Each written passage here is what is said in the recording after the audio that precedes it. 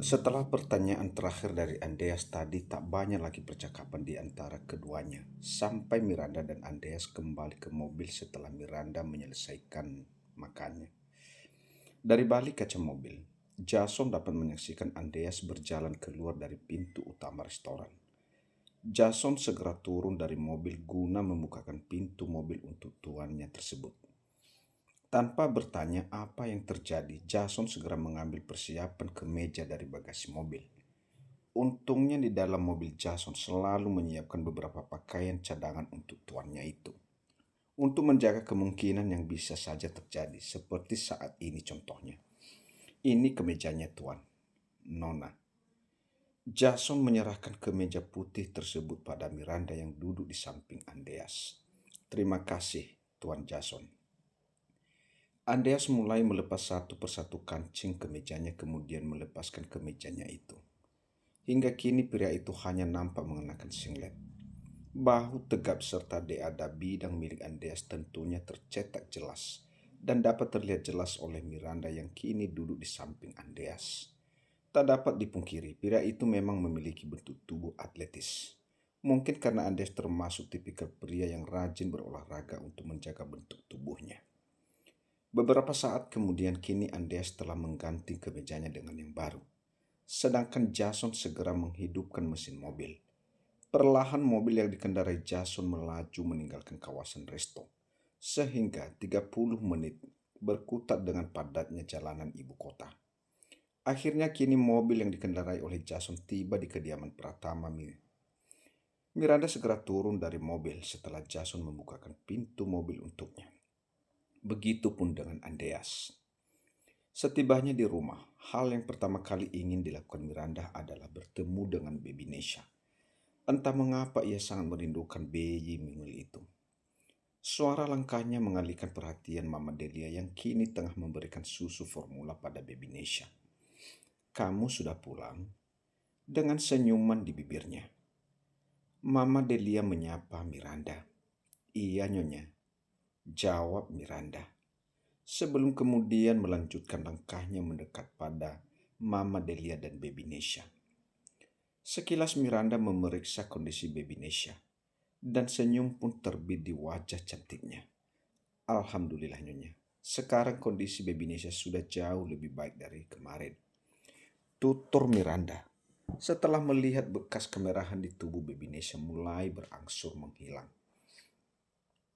Miranda mengelus lembut pipi Baby Nesha dengan punggung jemarinya. Halo anak cantik, ucapnya. Halo mama, Mama Delia yang kini memangku tubuh mungil Baby Nesha. Lantas menyahut dengan suara yang menyerupai suara anak kecil. Dan itu sontak membuat Miranda terdiam mendengarnya. Maaf, jika kamu merasa tidak nyaman dengan panggilan itu. Tutur Mama Delia merasa tidak enak karena melihat Miranda hanya diam membeku. Maafkan saya nyonya. Bukannya saya merasa tidak nyaman dengan panggilan itu. Saya hanya tidak ingin Tuan Andreas berpikir yang tidak-tidak terhadap saya. Miranda yang matanya mulai berkaca-kaca, lantas menundukkan kepalanya. Bukan karena apa. Mata Miranda mulai berkaca-kaca. Panggilan mama itulah yang membuatnya merasa tersentuh. Mama Delia menghela napas panjang mendengarnya. Menurut Mama Delia, wajar Miranda mencemaskan hal itu. Mengingat bagaimana sikap Andreas selama ini terhadap wanita itu. Saya tidak ingin Tuan Andreas berpikir jika saya lancang dengan menggantikan posisi Nona Donna di kehidupan Baby Nesha nyonya. Lanjut ungkap Miranda. Dan Mama Delia nampak mengangguk seolah paham dengan posisi Miranda saat ini. Mendengar suara langkah kaki, dengan cepat Miranda mengusap sudut matanya yang basah. Lalu menoleh ke sumber suara di mana saat ini Andreas mengayunkan langkah ke arah putrinya. Namun sebelum itu, Andreas melirik sekilas pada Miranda. Pria itu menatap Miranda dengan sebelah alisnya yang terangkat ke atas. Tak ingin mengganggu waktu Andreas bersama dengan Baby Nesha, Miranda pun pamit ke kamar dengan alasan ingin membersihkan tubuhnya yang sudah terasa lengket akibat seharian beraktivitas. Anda, Seruan dari mamanya sontak saja membuat pria itu mengalihkan pandangannya dari wajah cantik putrinya. Iya, Ma. Apa kamu keberatan jika Mama mengajarkan putrimu memanggil Nak Miranda dengan sebutan Mama? Lagi pula kalian sudah menikah, bukan?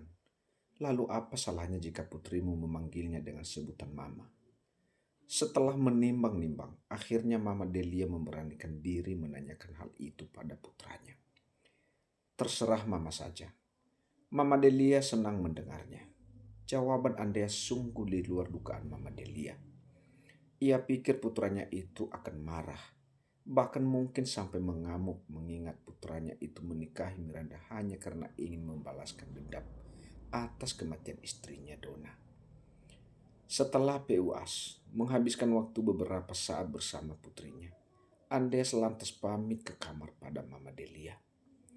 Mendengar suara percikan air dari kamar mandi, Andreas dapat menebak jika saat ini Miranda tengah berada di kamar mandi. Suara notifikasi pesan dari ponsel Miranda mengalihkan perhatian Andreas ke arah Nakas, di mana saat ini ponsel Miranda berada. Ia pun mendekat pada Nakas dan meraih ponsel milik Miranda. Anin, lirik Andreas. Miranda memang tidak menggunakan sandi pada ponselnya, sehingga Andreas bisa dengan mudahnya membuka pesan yang baru saja masuk ke aplikasi hijau milik Miranda. Hari ini Tuan Arman datang ke rumah untuk mencari Kak Miranda. Tapi Anin tidak mengatakan jika Kak Miranda telah menetap di mes. Anin takut memberitahunya tanpa sepengetahuan dari Kak Miranda. Lirih Andreas saat membaca pesan dari Anin. Raut wajah Andreas seketika berubah setelah membaca pesan dari Anin. Ia meletakkan ponsel Miranda ke tempat semula tanpa menghapus ataupun keluar dari aplikasi hijau milik Miranda. Ia membiarkan layar ponsel Miranda yang masih menampilkan pesan dari Anin. Miranda yang baru saja keluar dari kamar mandi dibuat bingung ketika Andreas yang tengah duduk di sofa menatapnya dengan tatapan tak berterbaca. Miranda mulai dibuat bertanya-tanya apakah ia melakukan kesalahan tanpa disadari olehnya. Jangan pernah menemui pria manapun selama kau masih berstatus sebagai istriku, terlebih mantan kekasihmu itu. Setelah mengatakan kalimat tersebut, Andreas berlalu begitu saja, memasuki kamar mandi dengan melewati tubuh Miranda yang masih diam mematung. Kenapa tiba-tiba Tuan Andreas bicara seperti itu? Miranda memutar lehernya menoleh ke arah pintu kamar mandi, di mana tubuh Andreas telah menghilang di baliknya. Miranda berjalan ke arah lemari untuk mengambil pakaian yang akan ia kenakan. Namun sebelumnya perhatiannya tertuju pada ponselnya. Miranda meraih ponselnya untuk mengecek apakah ada yang menghubunginya saat ia berada di kamar mandi tadi. Namun ketika menyalakan ponselnya, Miranda akhirnya mendapatkan jawaban atas pertanyaannya. Oh astaga, Tuan Andreas pasti sudah membaca pesan dari Anin. Perasaan Miranda berubah cemas. Habislah kau Miranda. Bagaimana jika Tuan Andreas sampai melakukan sesuatu pada keluargamu karena marah setelah mengetahui pesan dari Anin? Oh Tuhan, apa yang harus aku lakukan sekarang? Miranda nampak berpikir keras. Beberapa saat kemudian, masih dengan jubah mandinya, Miranda nampak mondar-mandir di depan pintu kamar mandi, sehingga Andreas yang baru saja keluar dari kamar mandi mengerut dahi melihatnya. Andreas yang tengah mengeringkan rambutnya dengan handuk kecil nampak semakin mengerutkan dahinya ketika melihat Miranda semakin mendekat padanya. Ada apa? Pertanyaan Andreas yang diiringi dengan raut wajah datar yang menghiasi wajah tampannya membuat Miranda merasa gugup, bahkan tubuhnya hampir saja membeku karenanya. Namun, dengan mengandalkan sisa keberanian yang ada, Miranda nampak meletakkan kedua telapak tangannya pada DADA bidang milik Andreas. Tatapan datar Andreas beralih pada tangan Miranda yang kini berada di DADA-nya. Menyadari tatapan datar Andreas, Miranda lantas menjauhkan tangannya dari DADA di bidang pria itu. Maaf atas kelancangan saya, Tuan. Ucapnya dengan wajah tertunduk. Niat hati ingin menggoda Andreas agar tidak sampai berbuat sesuatu yang tidak ingin dikeluarkan pada keluarganya. Kini Miranda justru dibuat malu sendiri akan sikapnya. Melihat sikap Miranda tersebut, sontak saja sebuah seringai tercetak di sudut bibir Andreas. Sepertinya kau sudah merindukan STE-hanku. Lirih Andreas tepat di telinga Miranda. Sontak saja Miranda mengangkat wajahnya. Miranda dibuat tersentak dengan pergerakan Andreas yang tiba-tiba saja mengecupnya. Andreas memejamkan matanya. Tidak bisa ia pungkiri setiap kali pria itu mengecupnya dengan penuh kelembutan. Miranda selalu saja terbuai. Di sore hari menjelang petang hari itu, dua orang insan bergumul di depan penuh kasih sayang. Aku tahu, kau sengaja memberanikan diri untuk merayuku agar aku tidak sampai berbuat sesuatu pada anggota keluargamu. Bukan? Gumam Andreas saat menatap wajah Miranda yang kini telah terlelap usai melewati cuaca panas mereka. Lagi-lagi tanpa sadar, Andreas menarik sudut bibirnya ke samping. Kini Miranda terlelap. Setelahnya, Andreas pun mengenakan pakaiannya lalu mengambil laptopnya untuk memeriksa beberapa file penting yang baru saja dikirimkan Jason ke emailnya. Di antara beberapa file yang dikirimkan Jason, beberapa di antaranya adalah beberapa file yang menunjukkan dokumen kepemilikan atas aset berharga yang dulu pernah diberikannya pada mendiang Donna pada saat mereka menikah.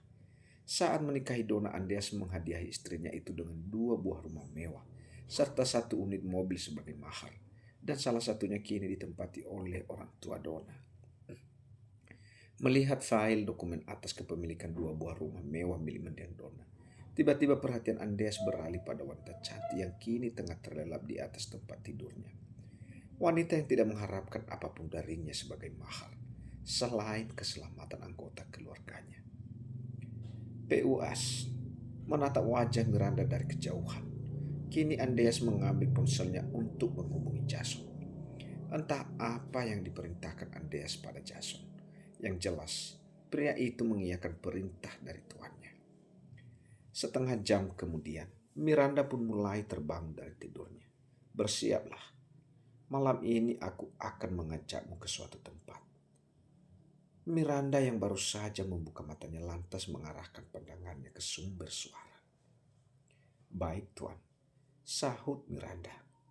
Sebelum kemudian mulai nampak meregangkan otot-ototnya yang terasa seperti mau remuk. Semua usai melewati malam yang panjang bersama pria itu.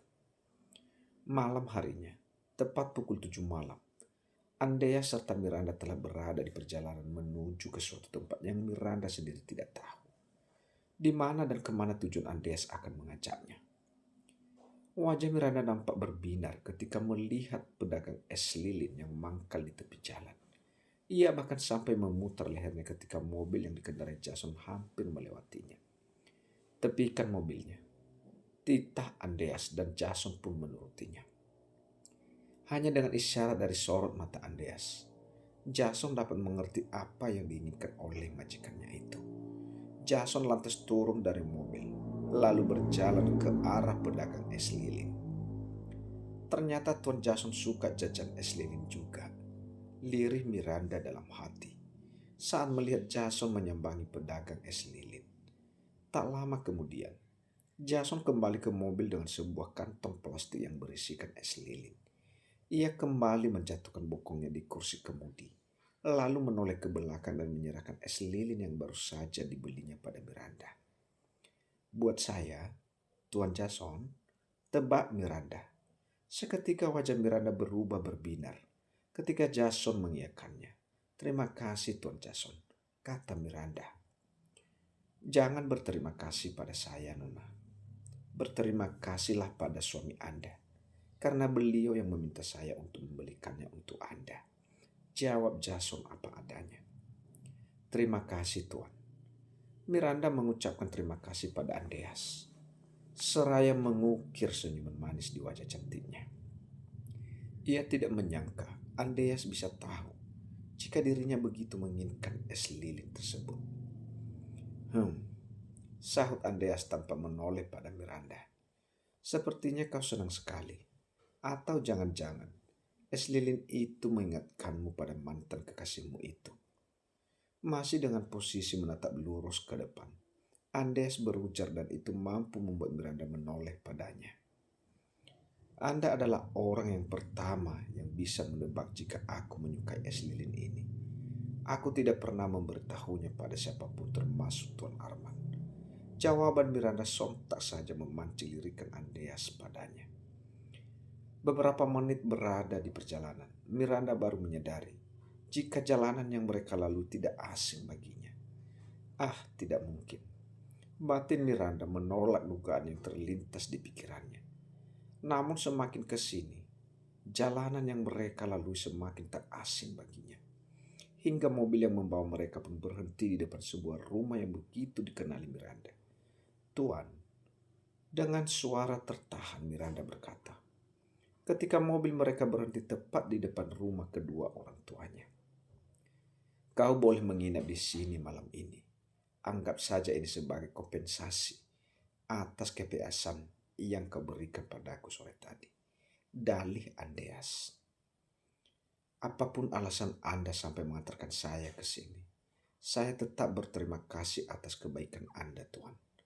Meski begitu, Miranda tetap merasa bersyukur karena malam ini ia bisa meluapkan kerinduannya pada kedua orang tua serta adiknya. Miranda pun segera beranjak turun dari mobil. Setelah memastikan Miranda masuk ke dalam rumah itu, Andreas lantas meminta Jason untuk segera meninggalkan tempat itu. Di dalam mobil, Andreas kembali teringat akan rancauan Miranda ketika tertidur sore tadi. Di bawah alam sadarnya wanita itu merancau dengan menyebut nama ayah dan ibunya.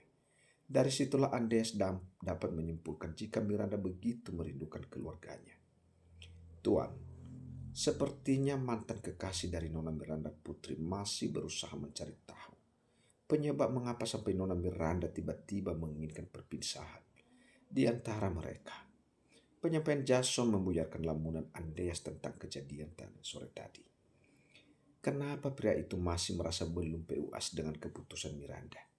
Bukankah jika salah seorang di antaranya menginginkan perpisahan di dalam satu hubungan itu, artinya pihak tersebut tak lagi menginginkan kebersamaan? Komentar Andreas.